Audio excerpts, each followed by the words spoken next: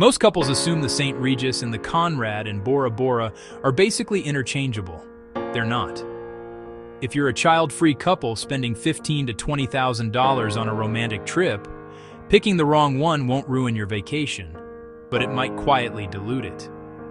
Today I'm breaking down which of these two luxury resorts actually feels more intimate, more peaceful, and more aligned with couples who value privacy over chaos. This isn't a brochure comparison. I'm not going to tell you both are amazing and leave it there. Instead, I'm filtering both resorts through one lens.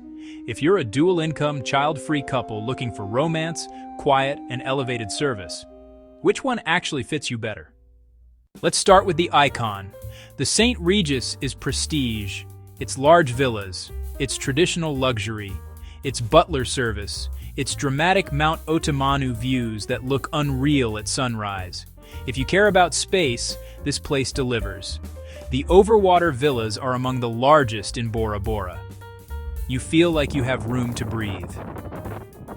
Now here's the real question for child-free couples. Does it feel romantic, or does it feel formal? The St. Regis leans polished. It's refined. It's structured. It has that old luxury energy. For some couples, that's perfect. If you love classic elegance, white tablecloth dinners, butler-level service, prestige factor, this hits beautifully, but it's not adults only.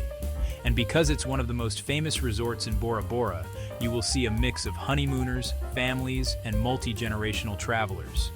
It's not loud, but it's not exclusively romantic energy either. So for child-free couples who value quiet intimacy above everything, this may feel slightly more grand than intimate. Not bad, just different. Now let's talk about the Conrad.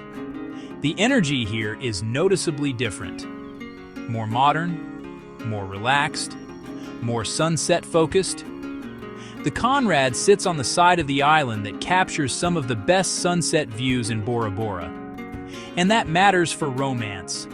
There's something about ending every day with a glowing sky directly in front of your villa that shifts the entire mood. Design-wise, the Conrad feels contemporary. Clean lines, neutral tones, open spaces.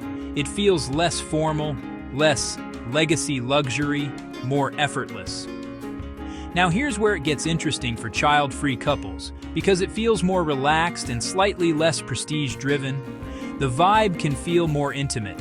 You'll still see honeymooners, you'll still see couples celebrating, but it often feels less structured and more private in tone. The villas are slightly smaller than the St. Regis, but the value per dollar can be stronger. And for couples who care more about vibe than status, that trade-off might be worth it. Let's break this down clearly. If your priority is prestige, space, butler service, Mount Otomanu drama, the St. Regis wins. If your priority is modern energy, sunset romance, slightly better value, relaxed intimacy, the Conrad often feels better. For child-free luxury couples specifically, the Conrad may edge out slightly in pure romantic atmosphere. Not because it's better, but because it feels less formal and more emotionally warm.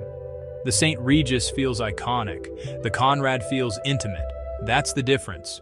Choose the St. Regis if you want classic luxury, you love polished service, you care about villa size, you want that legacy name attached to your trip.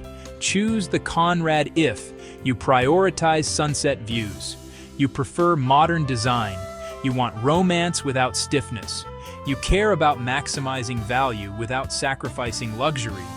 At this level of travel, neither choice is wrong, but one will fit your personality better. And when you're spending this much, fit matters.